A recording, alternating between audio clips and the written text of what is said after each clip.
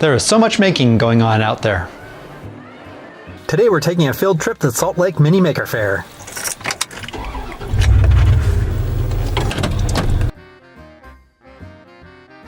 Are you interested in what piqued my interest at the Salt Lake City Mini Maker Faire this year? That's coming up right now. Hi, Harley here, welcome. It's time again for the highlights from this year's Mini Maker Faire in Salt Lake City. Last year I just kind of walked around and showed a little bit of everything that was going on at the show. This year I thought I'd focus more on the highlights of what kind of caught my eye. But if you're new here, generally we talk about things with a mechanical or technical bent to them. Things made out of wood or metal, electronics, sometimes photography or computers. If that sounds interesting to you, subscribe and hit the bell notification icon and you'll keep up to date on what's going on. Like last year, this year's show had many people showing a broad range of really interesting things.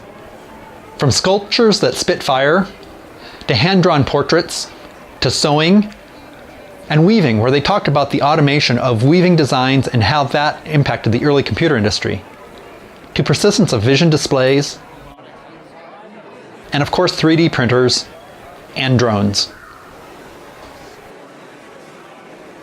One of the things I found really interesting was this paper-making setup. They first made a slurry out of old rags and recycled paper, and then they used this homemade press to make sheets out of it. And another one was this cool homemade surface grinder made out of square tubing, 3D printed brackets, and an angle grinder. And then there were these Teletype displays. One was a pair of Model 15s that were connected to an Arduino for control, and then to the Arduino was connected to Raspberry Pi. And this was configured so that you could text messages to the Raspberry Pi and it would print out on the teleprinters. Really cool stuff. And across the aisle from them was a Model 33 that was connected to a Linux computer running a Bash shell on a console. It was really interesting to learn how a motor, some relays, some solenoids, and a bunch of mechanical bits could be configured to send electronic messages across the country. And it was really interesting the mix of the new and the old technology being used together. I believe everyone has a God-given creative spark. Sometimes this manifests through making things with a mechanical or technical bent to them. If this is you, I hope to inspire, educate, and encourage you on your creative endeavors.